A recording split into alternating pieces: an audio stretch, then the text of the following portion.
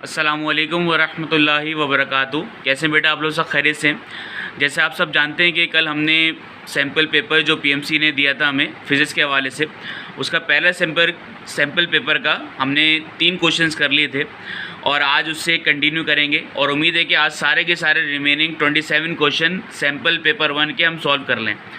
अगर जिसने कल स्टार्टिंग के 3 सवालात की वीडियो नहीं देखी हो जल्दी से पहले देख ले, ताकि कंटिन्यूटी में सारे सवाल चलते रहें और वो ऐसे सवाल हैं जो शायद आपने पहले ना किए हुए हों, सॉल्व ना किए हों, जो चैप्टर 2 से भी रिलेट करते हैं, चैप्टर 5 से भी रिलेट करते हैं। तो आइए चैप्टर 4 क्वेश्चन नंबर 4 की तरफ बढ़ते हैं बिना कोई टाइम ज़ाया किए। बेटा पहले सवाल आपके पास लिखा हुआ है electron volt is a unit of, तो मैंने इसका आंसर पहले से लिख दिया है, ठीक है जी। इलेक्ट्रॉन वोल्ट किसका यूनिट है भाई? एनर्जी का यूनिट है। किस लिए काम आता है?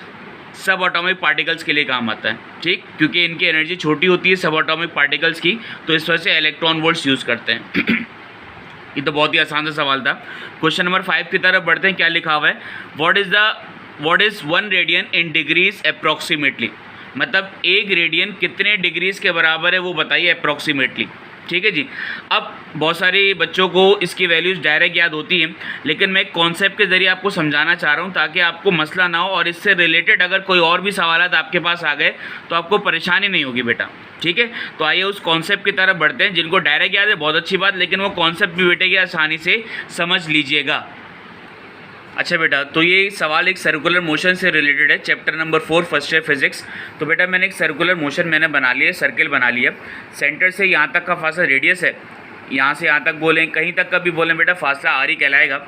लेट्स सपोज हमारे पास इस पॉइंट पे एक बॉडी है ए, जिसका टाइम है बेटा कितना 0 सेकेंड्स। वो बॉडी मूव करते करते करते सर्कुलर मोशन में यहाँ तक पहुँच गई, एक दूसरे पॉइंट तक पहुँच गई जिसको हमने पॉइंट बी का नाम दे दिया और इसका टाइम कितना हो गया t सेकेंड्स। तो जब बॉडी ने पॉइंट ए से लेके बी तक का जो फासला कवर किया सर्कुलर में, तो इस वाले डिस्टेंस को, इस वाले फासले को बेटा बेसिकली हम क्या कहते हैं? उसको हम कहते हैं आर्क लेंथ, और उस आर्क लेंथ को बेटा कैपिटल एस से रिप्रेजेंट किया जाता है। बॉडी ने ए से लेके बी तक जो फासला कवर किया तो उसने कोई ना कोई एंगल भी बनाया, ठीक, और उस एंगल को बेसिकली बेटा हम क्या कहते हैं? एंगुलर डिस्प्लेसमेंट, जिसको हम थीटा से रिप्रेजेंट करते हैं, ठीक। लीनियर डिस्प्लेसमेंट को एस से भी करते हैं, डी से भी करते हैं, ठीक, और एंगुलर डिस्प्लेसमेंट को बेटा हम थीटा से रिप्रेजेंट करते हैं। अच्छा, जब हम बात करते हैं आर्क लेंथ के हवाले से, तो बेटा आर्क लेंथ का बेसिक सा फॉर्मूला होता है S is equal to R theta. आगे काम आएगा तो इससे मैंने ज़रूरी समझा कि आपको यहाँ पे बता दूँ उसका एक फॉर्मूला, ठीक।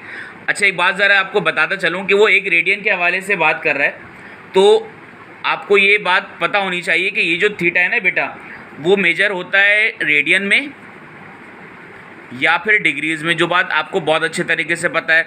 लेकिन रेडियन बेटा उसका क्या है? एसआई यूनिट, ये भी याद रखिएगा, ठीक है। जब एक बॉडी पूरा एक सर्कल कंप्लीट करती है ना बेटा, तो वो किसके बराबर होता है? 360 डिग्री के, और 360 डिग्री किसके बराबर होता है? 2 पाई रेडियन। जब एक बॉडी पूरा कंप्लीट रोटेशन कंप्लीट करती है, कंप्लीट रोटेट करती है, तो वो कितना एंगल कवर करती है? 360 डिग्री या फिर 2 पाई रेडियन, वो इतना कवर करती है, ठीक। और बेटा सवाल में बोला जा रहा है कि 1 रेडियन के हवाले से बताओ, यहाँ पे कितना रेडियन है? 2 पाई रेडियन। तो हम क्या करेंगे, दोनों साइड से 2 पाई को क्या कर देंगे बेटा? डिवाइड कर देंगे, क्योंकि 1 रेडियन का हमने आंसर निकालना है। तो हमने क्या किया? 360 डिवाइड बाई 2 पाई, और यहाँ पे 2 पाई डिवाइड बाई 2 पाई, और यहाँ पे आ जाएगा बेटा आपके पास रेडियन। तो ये कैंसिल होके 1 आ गया, तो 1 radian is equal to 360 degree divide by 2 pi. ये आप सॉल्व कर लीजिएगा, और इस तरीके से आपके पास वो जो 1 रेडियन है वो अप्रॉक्सीमेटली आपके पास कितने के बराबर आ जाएगा? 57.3 डिग्री के बराबर। और ये आपके पास ऑप्शन ए मौजूद है, ऑप्शन ए में ये आंसर मौजूद, जो कि आपका बिल्कुल ठीक है बेटा। उम्मीद करता हूँ पूरा कॉन्सेप्ट आपको समझ में आ गया होगा कि ए से लेके बी तक अगर बॉडी एक डिस्टेंस कवर करे, ठीक है जी, तो उसको आर्क लेंथ कहते हैं। उसका जो एंगल कवर होगा उसको एंगुलर डिस्प्लेसमेंट से नाम देते हैं। वो थीटा बेटा रेडियन में और डिग्री में मेजर किया जाता है, और रेडियन उसका क्या है? SI unit. जब एक बॉडी पूरा कंप्लीट सर्कल कवर करती है तो उसका 360 डिग्री के बराबर होता है, ठीक है जी, जो कि 2 पाई रेडियन होता है। बाकी सारी चीज़ें मैंने आपको बता दी। चलिए आइए नेक्स्ट सवाल की तरफ बढ़ते हैं। अच्छा बेटा, नेक्स्ट सवाल है क्वेश्चन नंबर 6। क्या लिखा हुआ है? If a wheel of radius r turns through an angle of 30 degree. ठीक है जी, तो पहले हमें क्या बना लेते हैं, व्हील मैंने पहले से बना लिया, ठीक, और ये इसके एक्सेस मैंने पहले से बना ली, ठीक है, और यहाँ पे पॉइंट ए कंसीडर कर लिया और यहाँ पे पॉइंट बी कंसीडर कर लिया, जो मैंने पिछले वाले सवाल में भी कंसीडर किया था, ठीक, कि बॉडी पॉइंट ए से लेके बी तक जा रही है, मतलब रिम के ऊपर आपने दो कोई भी पॉइंट्स कंसीडर करना है जिसमें बॉडी ने कितना एंगल कवर किया है, 30 डिग्री का एंगल कवर किया है। तो एक पॉइंट ये ले लिया और एक पॉइंट मैंने ये ले लिया। इस पॉइंट के दरमियान जो बॉडी ने जो एंगल कवर किया है ए से बी तक जाते हुए, वो कितना कवर किया है बेटा? 30 डिग्री कवर किया है। और इसको किससे रिप्रेजेंट करते हैं? अभी मैं पीछे बता चुका हूँ, एंगुलर डिस्प्लेसमेंट थीटा से रिप्रेजेंट करते हैं। और वो ये बात कह रहे हैं कि then the distance through which any point on its rim, मतलब रिंग के किसी भी दो पॉइंट्स के दरमियान जो उसने एंगल कवर करने के साथ साथ जो आर्क लेंथ कवर किए, जो एस कवर किया, वो मालूम करके बताइए। तो जब भी मैंने पिछले वाले सवाल में आपको एस का फॉर्मूला बता दिया था, जिसको हम आर्क लेंथ कहते हैं, और एस का बेटा basic formula S is equal to R theta, ठीक। और सारे के सारे आंसर बेटा आपके पास, आपको पता है फिजिक्स में ऐसा यूनिट में, सिस्टम इंटरनेशनल यूनिट में देने होते हैं। तो एस अगर आपने मालूम करना है तो आर तो एज इट इज आ जाएगा, लेकिन बेटा थीटा की जगह में 30 डिग्री नहीं पुट कर सकता। बहुत सारे बच्चे 30 डिग्री पुट करके आंसर लिख देंगे, शायद वो आंसर आपके पास ऑप्शन में भी मौजूद है, तो आपको परेशानी हो जाएगी। तो आपको इस थीटा को किस में कन्वर्ट करना है? रेडियन में कन्वर्ट करना है, क्योंकि रेडियन बेटा इसका क्या है, आपके पास ऐसा यूनिट है। तो मैं आपको एक तरीक़ेकार सिखाता चलूँ कि थीटा को अगर आपने डिग्री से रेडियन में कन्वर्ट करना है, तो ये मैथ में भी आपने पढ़ा हुआ होगा। जो बच्चे बायोलॉजी वाले बेचारे मैथ नहीं पढ़ते तो उनको नहीं पता, तो उनको क्या करना है, विदाउट यूजिंग कैलकुलेटर आपने पाई बाय 180 से मल्टीप्लाई करना है, ठीक। और कभी कभार अगर आपके पास ऐसा आ जाए कि रेडियन को डिग्री में चेंज करना है, ठीक है जी, तो आपने क्या करना पड़ेगा, डिवाइड कर दो, या फिर ऐसा कर लो, मल्टीप्लाई कर दो 180 डिग्री डिवाइड बाय पाई से, बात बराबर है, ठीक है जी। अच्छा बेटा, तो इस सवाल के ज़रिए हमने ये दो कन्वर्जन भी सीख ली। उम्मीद है आपको ये कन्वर्जन आगे भी इंशाल्लाह काम ज़रूर आएंगे। तो अब हम अपने सवाल की तरफ बढ़ते हैं, और हम क्या करते हैं कि 30 डिग्री को रेडियन में चेंज कर देते हैं। क्या कर देते हैं, मल्टीप्लाई बाय पाई बाय 180। तो क्या किया, आसान करने के लिए 0 से 0 कैंसिल कर दिया, 3 1 जा और 3 6 जा 18। तो पाई बाय 6 आपके पास रेडियन में आंसर आ गया। तो आप क्या लिखेंगे, S as it is, R as it is, और थीटा की जगह पाई बाय 6 बेटा आप लिख देंगे। और वहाँ पे ऑप्शन में क्या लिखा हुआ है, पाई बाय 6 आर, तो आपने इस तरीके से लिख दिया। ये बेटा आपके पास एस की वैल्यू आ गई, जो कि वहाँ पे सवाल के अंदर ऑप्शन बी में गिवन कर दी गया। तो ये बेटा आपके पास पूरा सवाल कॉन्सेप्ट के ज़रिए, दो कन्वर्जन सीखने के ज़रिए आपके पास सॉल्व हो चुका, और आपको एक टर्म का ऐसा यूनिट भी पता चल गया, ठीक है बेटा। चलिए नेक्स्ट सवाल की तरफ बढ़ते हैं। चलें जी, बिस्मिल्लाहिर्रहमानिर्रहीम। क्वेश्चन नंबर 7 है बेटा हमारे पास। क्या लिखा हुआ है, दी ऑसिलेटिंग ऑब्जेक्ट ओवरशूट्स, ठीक, the rest position due to, वजह बताइए, ठीक है ना। तो बेटा जब भी कोई ऑसिलेटिंग बॉडी ओवरशूट करती है, तो इसका मतलब कभी भी कोई ऑसिलेटिंग बॉडी के हवाले से, ऑब्जेक्ट के हवाले से बात की जाए, तो समझ जाना किसकी बात हो रही है, SHM की, सिंपल हार्मोनिक मोशन की, ठीक। और जब भी कोई बॉडी SHM परफॉर्म करती है ना, तो लाजमी सी बात है उसके अंदर दो प्रॉपर्टीज़ तो होंगी। पहली प्रॉपर्टी क्या है, उसके अंदर लाजमी इनर्शिया होगी, सुना होगा ना, body remains in state of rest. Body अपने रेस्ट में ही रहना चाहती है या फिर अपने मोशन में रहना चाहती है। कब तक रहना चाहेगी, जब तक उस पर कोई एक्सटर्नल फोर्स ना लग जाए। इस तरीके से इनर्शिया को समझ ले, या फिर उसको बोलें डिटाई, ठीक है ना। मतलब बॉडी अपनी स्टेट चेंज करना चाहती ही नहीं है, वो कब चाहेगी, जब उस पर कोई एक्सटर्नल फोर्स लगेगी, तो उसको इनर्शिया कहते हैं। और दूसरी बेटा उसकी प्रॉपर्टी क्या है, रीस्टोरिंग फोर्स। दूसरी बेटा उसकी प्रॉपर्टी क्या आपके पास, रीस्टोरिंग फोर्स, ठीक है ना।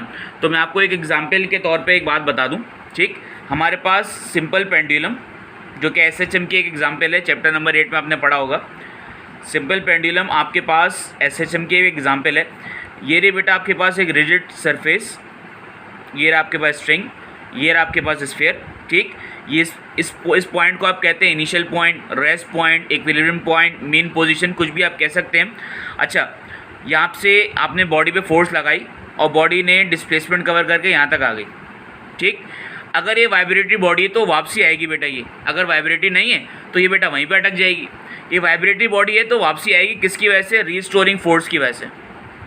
रीस्टोरिंग फोर्स की वजह से कहाँ पे आएगी? अपनी मीन पोजीशन पे आएगी, वो आ गई। लेकिन वो यहाँ पे आके रुक नहीं जाएगी, दोबारा आगे की तरफ जाएगी, क्योंकि बॉडी अपने स्टेट में ही रहना चाहती है। वो किसकी वजह से रहना चाहेगी बेटा? इनर्शिया की वजह से, ठीक। वो वापसी आ रही है किसकी वजह से? वो वापसी दोबारा आ रही है किसकी वजह से? रीस्टोरिंग फोर्स की वजह से। किसकी तरफ? मीन पोजीशन की तरफ। लेकिन फिर आगे बढ़ेगी किसकी वजह से? इनर्शिया की वजह से। तो यहाँ पे बेटा इस सवाल का आपके पास आंसर है कि द ऑसिलेटिंग ऑब्जेक्ट ओवरशूट कर रहा है किसकी वजह से भाई? इनर्शिया की वजह से। रेस्ट पोजीशन से ओवरशूट कर रहा है किसकी वजह से बेटा? इनर्शिया की वजह से। तो इस सवाल में बेटा आपके पास आंसर क्या है? इनर्शिया। मैं डायरेक्ट भी बता सकता कि बेटा इनर्शिया आंसर है, लेकिन कॉन्सेप्ट देना था आपको, और कॉन्सेप्ट आपको यहाँ पे बेटा अल्लाह के करम से मिल गया, ठीक है जी। उम्मीद करता हूँ समझ में आ गया होगा। नेक्स्ट क्वेश्चन की तरफ बढ़ते हैं, क्वेश्चन नंबर 8। बिस्मिल्लाहिर्रहमानिर्रहीम। क्वेश्चन नंबर 8 बेटा हमारे पास क्या लिखा हुआ है? The time period of a wave is 1/4 second, ठीक है ना। इसका मतलब क्या है कि एक वेव को पास होने में कितना टाइम लगा? 1/4 सेकेंड लगा। अगर मैं लिख दूँ यहाँ पे अल्फाज में कि भाई एक वेव को पास होने में कितना टाइम लगा? 1/4 सेकेंड। अगर वो कह रहे हैं 2 वेव के लिए तो क्या करोगे भाई? 1/4 को 2 से मल्टीप्लाई कर दोगे। आगे ज़रा देखते हैं वो क्या कह रहा है। How long does it take to pass 20 complete waves? अगर 20 वेव्स को पास होना हो तो क्या करना पड़ेगा भाई? 1/4 को आपने 20 से क्या कर दिया बेटा? मल्टीप्लाई कर दिया। 4 1 जा 4 5 जा 20, तो 5 सेकेंड्स लगेंगे बेटा। और ये हो गया आसानी से बिल्कुल आपका आंसर। और 5 सेकेंड्स बेटा आपके पास आंसर में गिवन है ऑप्शन ए में। उम्मीद करता हूँ ये बहुत आसान सवाल आपको समझ में आ गया होगा। चलिए नेक्स्ट सवाल की तरफ बढ़ते हैं। बिस्मिल्लाहिर्रहमानिर्रहीम। बेटा क्वेश्चन नंबर 9 आपके सामने मौजूद है। क्या लिखा हुआ है? In a periodic wave. बेटा पीरियोडिक वेव वो होती है जो अपने मोशन को क्या करे? रिपीट करे। Repeat itself after equal interval of time. इस तरीके से आपको ये पीरियोडिक वेव की, पीरियोडिक मोशन की डेफिनेशन भी पता चल गई। In a periodic wave the distance between second and 5th crest, ठीक है ना, upper part of the wave, इसको हम कहते हैं equilibrium point, equilibrium line. Equilibrium point का जो अपर पार्ट होता है उसे हम क्या कहते हैं बेटा? क्रस्ट कहते हैं। और लोअर पार्ट को यहाँ पूछा नहीं गया तो मैं लिख भी नहीं रहा, बता देता हूँ, ट्रफ कहते हैं, ठीक है ना। या हम्प लाइक स्ट्रक्चर, कैमल का जो हम्प होता है, ठीक है ना, उभरा हुआ हिस्सा, उसको हम क्या कहते हैं बेटा? क्रस्ट भी कहते हैं, हम्प लाइक स्ट्रक्चर भी कहते हैं, और इस पूरी वेव को साइनोसाइडल वेव भी कहते हैं, कुछ भी कह सकते हैं। The distance between second and 5th crust is 15 centimetre. पहली बात, सेकेंड और 5th मतलब आपके पास 5 वेव्स तो बनानी पड़ेंगी। तो मैंने ज़रा देखो अलग अलग कलर से बना दी ताकि आपको मसला ना हो। ये बेटा आपके पास ये पहली वेव, ये दूसरी वेव, ये तीसरी, ये चौथी और ये 5वीं। हर एक के अंदर क्रस्ट रफ ये मौजूद है, ठीक। तो मैं यहाँ पे लिख देता हूँ, ये 1 है, ये 2 है, ये 3 है, 4 और ये बेटा आपके पास 5, ठीक। द डिस्टेंस बिटवीन, तो हम यहाँ से ले लेते हैं बेटा सेकंड से लेके 5 तक,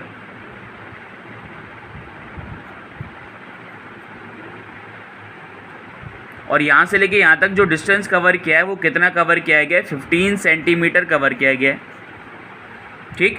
तो इसके दरमियान में कितनी वेव्स आ रही हैं वो देख लेते हैं ताकि हमें वेवलेंथ पता चल जाएगी, ठीक है जी।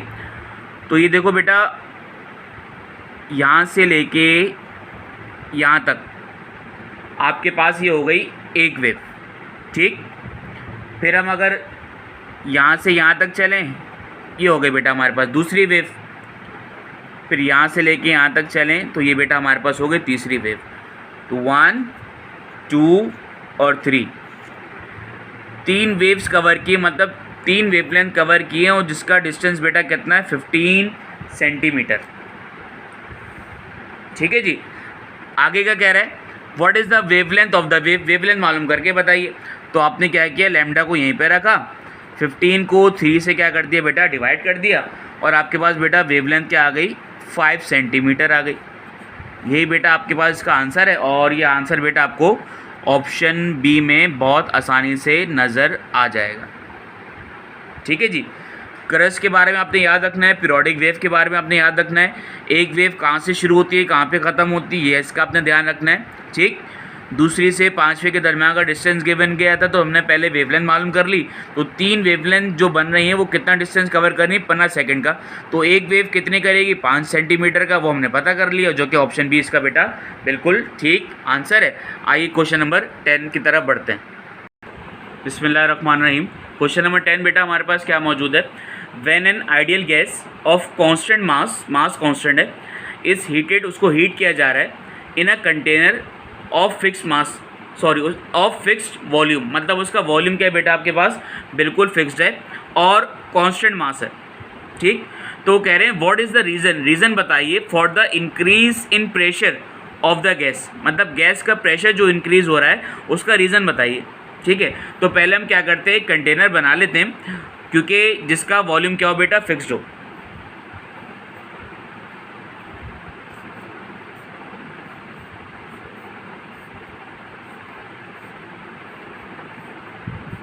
ये बेटा हमने कंटेनर बना लिया, और आपको नज़र आ रहा होगा 3D कंटेनर है, जिसको हम क्यूब भी कहते हैं, क्यूबिकल वेसल भी कहते हैं। ठीक है, चैप्टर नंबर 11 में आपने बहुत दफ़ा इसको देखा होगा। तो लेट्स सपोज ये एक मॉलिक्यूल बेटा आपके पास गैस का मॉलिक्यूल मौजूद है, और गैस के मॉलिक्यूल कभी भी रेस्ट में नहीं होते, ये क्या कर रहे होते हैं बेटा, रैंडम डायरेक्शन में मूव कर रहे होते हैं। ठीक है ना, और जब ये रैंडम डायरेक्शन में क्या कर रहे होते हैं, मूव कर रहे होते हैं, तो कभी ये वॉल से टकराते हैं, कभी ये एक दूसरे से टकरा रहे होते हैं।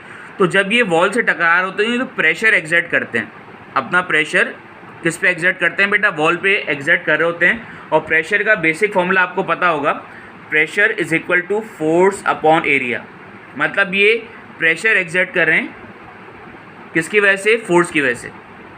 प्रेशर एग्जर्ट कर रहे हैं किसकी वजह से बेटा, फोर्स की वजह से। ठीक है जी, तो इसके हिसाब से अब ज़रा देखो, ये प्रेशर वॉल पे एग्जर्ट करते रहेंगे, अपना इम्पैक्ट छोड़ते चले जाएंगे वॉल की वजह से, वॉल पे टकराने की वजह से। तो इसके हिसाब से यहाँ पे जो ऑप्शन बेटा आपके पास ठीक लिखा गया है, इन सारी बातों का अगर मैं समअप कर दूँ तो बेसिकली क्या लग रही है बेटा, एक फोर्स लग रही है, क्योंकि आपको एक्यूरेट फोर्स तो पता नहीं, तो हमने एवरेज फोर्स ले लिया। एवरेज फोर्स लग रही है हर एक इम्पैक्ट पे, मतलब हर एक स्ट्राइक पे, हर एक इम्पैक्ट पे क्या लग रही है, एक फोर्स लग रही है। ठीक, कहाँ पे, एट द कंटेनर, और कंटेनर की किस चीज़ पे, वॉल पे, जिसकी वजह से प्रेशर क्या हो रहा है बेटा आपके पास, इंक्रीज़ हो रहा है। ये बेटा इसके पास ऑप्शन लिखा हुआ है, और ये ऑप्शन आपके पास ऑप्शन सी में मौजूद है। तो जो मैंने अल्फाज यहाँ पे अदा किए उनको वर्डिंग्स में लिख दिया, और ये वही वर्डिंग्स है जो कि ऑप्शन सी में बेटा आपके पास मौजूद हैं। तो प्रेशर बढ़ने का जो एक मॉलिक्यूल एग्जर्ट कर रहा है, ठीक है ना, वो एक वॉल पे कर रहा है, जिसकी वजह से आपके पास इम्पैक्ट बढ़ता चला जा रहा है, इंक्रीज़ होता चला जा रहा है, प्रेशर इंक्रीज़ होता चला जा रहा है। जितनी ज़्यादा फोर्स होती चली जाएगी उतना ज़्यादा बेटा प्रेशर होगा। ठीक है जी, तो ये हो गया क्वेश्चन नंबर 10। आइए क्वेश्चन नंबर 11 की तरफ बढ़ते हैं। बिस्मिल्लाहिर्रहमानिर्रहीम। क्वेश्चन नंबर 11 बेटा हमारे पास मौजूद है, क्या लिखा हुआ है, some ice at its melting point. अगर मेल्टिंग पॉइंट के हवाले से बात की जाए, आइस के हवाले से, तो बेटा वो होती है कितनी है, 0 डिग्री सेल्सियस, या फिर आप कह सकते हैं 273 kelvin, is added to m kg of water at initial temperature 290 kelvin. ठीक है जी, तो यहाँ तक की जो बात बताई गई है उसके हवाले से हम एक डेटा बना लेते हैं कि बेटा हमारे पास एक जगह आइस है और एक जगह क्या है बेटा हमारे पास वाटर। ठीक है जी, अच्छा, इसके मास को उन्होंने m बोला है, तो इसके मास को हम m डैश बोल देते हैं। ठीक है, अब m मास है और m डैश यहाँ पे मास है, तो इसका इनिशियल टेम्परेचर बेटा कितना गिवन है, 290 केल्विन, और इसका आप दोनों इस ज़बान में कह सकते हैं 0 डिग्री सेल्सियस या फिर 273 केल्विन। ठीक है, उम्मीद करता हूँ यहाँ तक की बात क्या हो गई बेटा, क्लियर हो गई होगी। If C is the specific heat of water and L is the latent heat of fusion of ice. वो क्या कह रहा है कि दोनों चीज़ें उन्होंने बता दी और आइस मेल्ट्स कम्प्लीटली, ठीक है ना। अब अगर हम बात करें कि law of heat exchange, heat gain by cold body और heat loss by hot body, ये बात सबको पता है। तो हम वो फॉर्मूला यहाँ पे अप्लाई कर देते हैं कि according to law of heat exchange ice क्या हो रही है बेटा, कम्प्लीटली मेल्ट हो रही है, ठीक है जी। तो हॉट से टेम्परेचर क्या होगा बेटा, लूज़ होगा, और आइस क्या करेगा, उसको क्या कर लेगा बेटा, गेन कर लेगा, ठीक है जी। ये बात यहाँ पे बताई जा रही है। The final temperature of the water is 273 kelvin. Final temperature बेटा आपके पास कितना है, 273 केल्विन। टेम्परेचर क्या हो गया बेटा, वाटर का ड्रॉप हो गया, क्योंकि मास क्या हो रहा है बेटा, उसका लॉस्ट हो रहा है, हीट लॉस्ट हो रही है, और कौन एब्जॉर्ब कर रहा है बेटा, आइस एब्जॉर्ब कर रही है, ठीक है जी। दोनों का आपस में माइनस कराएंगे, आंसर क्या आएगा बेटा, अगर दोनों का आपस में माइनस करा दें आंसर 17 आएगा, ठीक है ना। तो यहाँ पे हम लिख देते हैं कि 17 केल्विन, ठीक है जी। तो heat gain by ice is equal to heat lost by water. अच्छा, हीट गेन बाय आइस, जब आइस क्या कर रही होती है, हीट गेन कर रही होती है, तो अपना टेम्परेचर को वो लूज़ नहीं करती, उसका टेम्परेचर क्या रहता है, कांस्टेंट रहता है, जिसको हम क्या कहते हैं, latent heat of fusion of ice. और जिसका बेटा आपके पास फॉर्मूला क्या होता है, MHF होता है। वैसे क्या होता है बेटा, MHF होता है, लेकिन हम यहाँ पे कैपिटल L यहाँ पे गिवन किया है, क्या देखो, L is the latent heat of fusion of ice, तो हम L लिख देते हैं, MLF लिख देते हैं, ठीक है ना। और आइस के मास को हमने M डैश बोला, तो यहाँ M डैश लिख देते हैं। Heat loss by water, water ने क्या है, हीट लॉस कर दी, यहाँ पे टेम्परेचर चेंज हो रहा है, क्योंकि उसने बता भी दिया कि टेम्परेचर यहाँ पे क्या हो रहा है, चेंज हो रहा है। तो यहाँ पे बेसिक सा फॉर्मूला हो जाएगा Q is equal to MC delta T। Q MC delta T के बराबर है, और यहाँ पे Q किसके बराबर है, MLF के बराबर है। बोल क्या रहा है वो, what is the minimum mass of ice that is required, ठीक। तो आइस का मास चाहिए जो कि रिक्वायर्ड है, तो आपको M डैश चाहिए, MC डेल्टा T, और LF यहाँ पे जाके क्या हो गया बेटा, डिवाइड हो गया, ठीक है जी। ना आपको मास की वैल्यू पता है, ना आपको C की वैल्यू पता है, ठीक है जी, ना आपको LF की वैल्यू पता है फ़िलहाल, ठीक। और सवाल में भी ऐसे कोई गिवन नहीं किया गया, मतलब ऑप्शन में भी कोई वैल्यू गिवन नहीं की गई, सिर्फ डेल्टा T की वैल्यू गिवन की गई, जो कि क्या है बेटा, 17। तो यहाँ पे मैं लिख देता हूँ कि M dash is equal to 17 MC, और वहाँ पे LF नहीं लिखा, वहाँ पे सिर्फ L लिखा हुआ है।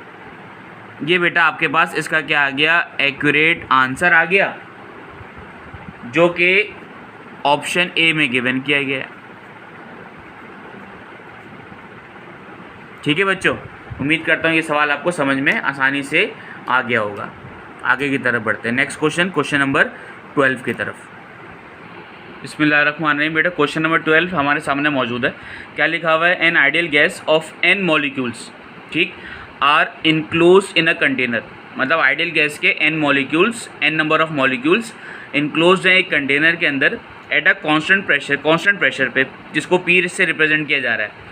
The graph between volume of a gas and it's absolute temperature, मतलब केल्विन के हवाले से बात की जा रही है, इज़ अ स्ट्रेट लाइन। अब आप याद रखो कि वॉल्यूम और टेम्परेचर के दरमियान आपने एक ग्राफ बनाना सीखा होगा, जिसमें एक स्ट्रेट लाइन बनती है, जिसको हम जिस लॉ से रिप्रेजेंट करते हैं, वो लॉ बेटा आपके पास क्या है, चार्ल्स लॉ।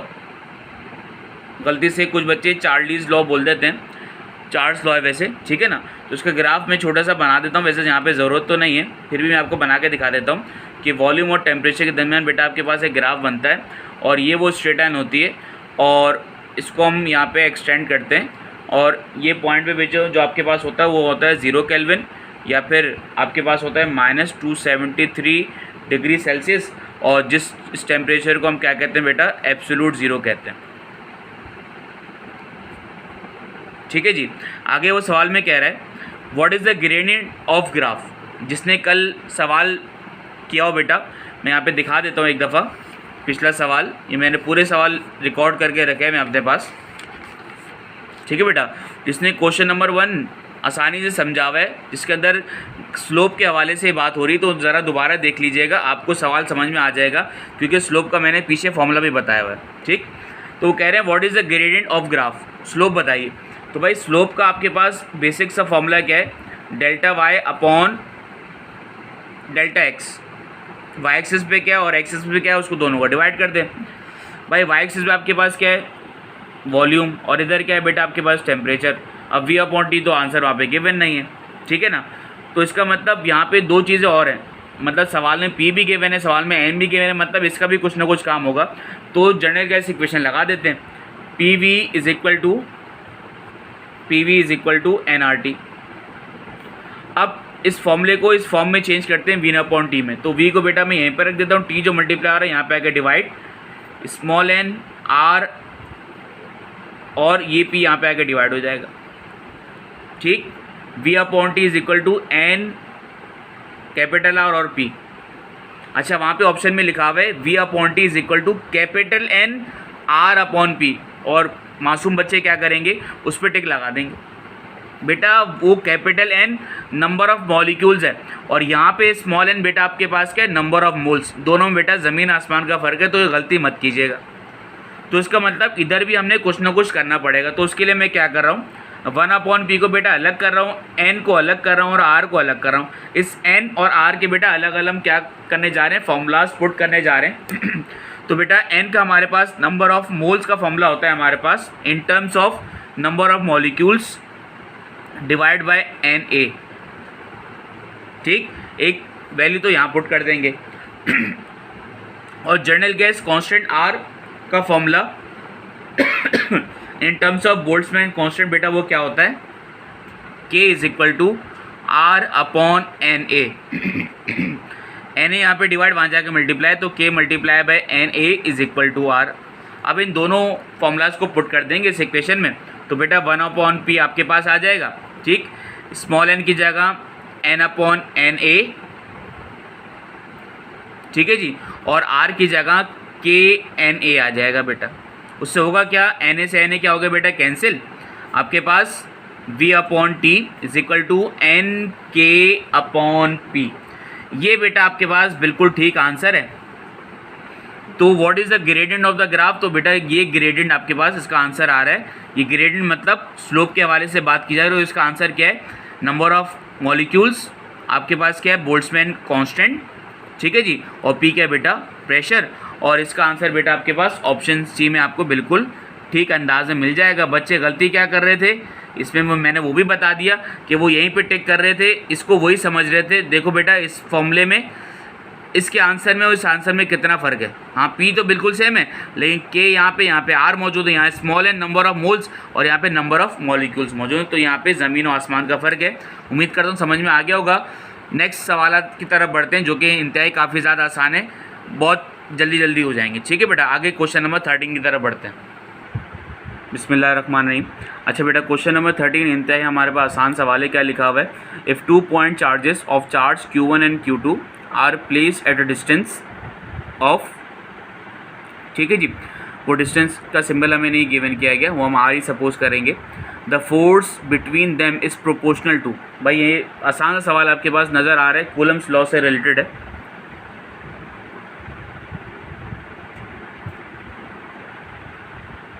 कूलम्स लॉ से रिलेटेड है, जिसका बेसिक सा formula F is equal to K Q1 Q2 upon are square. तो यहाँ पे कांस्टेंट के हवाले से तो बात नहीं की जाएगी, तो यहाँ पे अगर मैं लिख दूँ कि F is directly proportional to Q1 और Q2, इन्वर्सली प्रोपोर्शनल का तो बोले नहीं गया, ठीक है जी। तो the force between them is proportional to, किसके प्रोपोर्शनल है भाई, वो Q1 और Q2 के प्रोपोर्शनल है, ठीक है जी। तो ये आपके पास इसका आंसर है, जो कि ऑप्शन डी में बेटा आपके पास मौजूद है, ठीक है जी। क्वेश्चन नंबर 14 की तरफ बढ़ते हैं।